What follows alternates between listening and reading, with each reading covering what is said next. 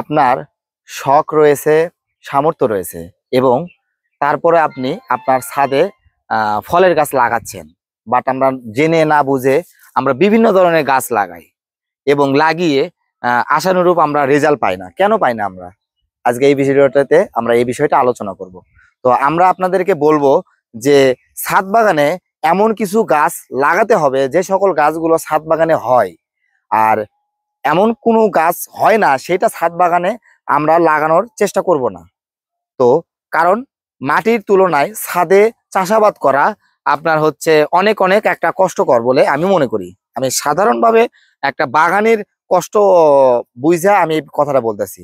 তো আপনারা যারা ছাদে গাছ লাগাবেন তারা অবশ্যই চেষ্টা করবেন যে যে সকল গাছগুলো ছাদ বাগানে হবে এবং যে সকল গাছগুলো অল্প পরিশ্রমে অধিক পরিমাণে ফলন দেবে এই সকল গাছগুলোই নির্বাচন করবেন।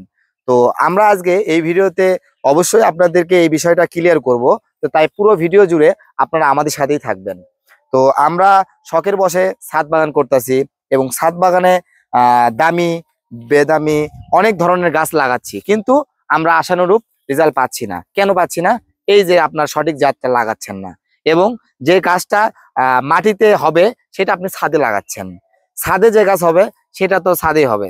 অবশ্যই প্রথম চয়েস আমার থাকবে ছাদ বাগানে আপনারা এমন গাছগুলো সিলেকশন করবেন যে সকল গাছগুলো 12 মাস ধরবে। হয়তো বলবেন 12 মাস গাছগুলো হয়তো ফলন আশানুরূপ কম হবে, বাট ফলন দেবে। যেটাই ফলন দিক, ফলন দেবে। দ্বিতীয় চয়েস হলো যেটা বাংলাদেশের ওয়েদারে মানানসই, যে গাছটাতে বাংলাদেশের ওয়েদারে সার্ভে করবে এবং ফলন দেবে। এবং তৃতীয়ত এমন কোনো গাছ লাগাবো না যে গাছটা লং টাইম পর ফলন দেবে। এই গাছগুলো আমরা ছাদ বাগানে অ্যাভয়েড করব। এবং কিছু কিছু গাছ রয়েছে যেমন আপনার বড় সড়ো গাছ হওয়ার পর সেই সকল গাছে আপনার হচ্ছে ফলন দেয়, তো ওই সকল গাছগুলো আমরা অ্যাভয়েড করব।